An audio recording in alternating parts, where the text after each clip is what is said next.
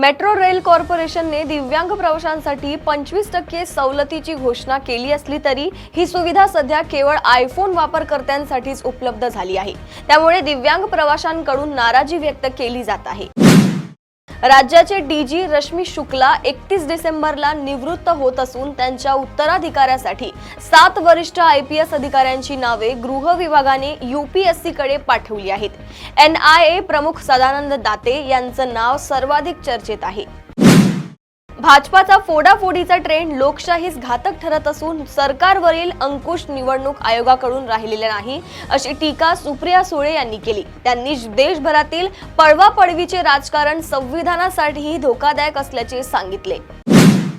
लातूरच्या रेणापूर नगर पंचायतीत शिवसेना ठाकरे गटाला धक्का बसला असून नगराध्यक्षासह 16 पैकी 11 उमेदवारांनी पक्षातील सहकार्य नसल्याचा आरोप करत निवडणूक लढण्यापासून माघार घेतली आहे।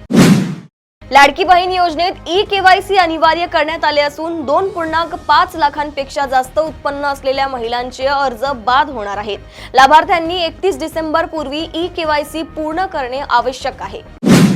कोल्हापुरातील कुरुंदवाड येथे 28 वर्षीय कौसर गरगरे यांचा मृत्यू सुरुवातीला आत्महत्या मानला गेला होता। प्राथमिक तपासात टीईटी परीक्षेचा ताण कारणीभूत असल्याचे समजले, मात्र सखोल तपासानंतर तिच्या मृत्यूमागे गंभीर आणि धक्कादायक कारण समोर आले असून प्रकरणाने जिल्ह्यात खळबळ उडाली आहे। 6 महिन्यांपासून हॉटेलमध्ये वास्तव्यास असलेल्या तोतया आयएएस अधिकाऱ्याला सिडको पोलिसांनी ताब्यात घेतले। 45 वर्षीय कल्पना भागवत हिच्याकडे बनावट आयएएस नियुक्तीपत्र आणि आधार कार्ड आढळल्याचे तिचा भांडाफोड झाला। मुंबईतील वरळी शिवडी दरम्यान नवीन उड्डाणपूल उभारण्याची घोषणा मुख्यमंत्री देवेंद्र फडणवीस यांनी केली। पुढील 5 ते 7 वर्षात मुंबईत झपाट्याने विकास होईल असून या पुलामुळे प्रवास सुलभ व जलद होईल असे त्यांनी सांगितले। सोलापूरच्या दक्षिण तालुक्यात 2 जिवलग मित्रांनी आत्महत्या केल्याची धक्कादायक घटना समोर आली आहे। एका मित्राच्या आत्महत्येनंतर दुःख सहन न झाल्याने दुसऱ्या मित्रानेही टोकाचे पाऊल उचलले।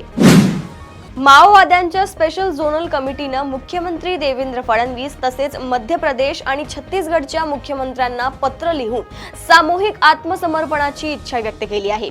भूपती आणि सतीश प्रमाणेच आत्मसमर्पण करण्याची तयारी त्यांनी दर्शवली असून चर्चेसाठी 15 फेब्रुवारी 2026 पर्यंत मुदत मागितली आहे। प्रदेशातील अशाच टॉप 10 बातम्या मी साक्षी आपल्यापर्यंत पोहोचवत राहील। तोपर्यंत बघत रहा देशोन्नती। नमस्कार। ठळक घडामोडींसाठी देशोन्नती न्यूज चॅनलला सबस्क्राइब करा आणि बेल आयकॉन प्रेस करा।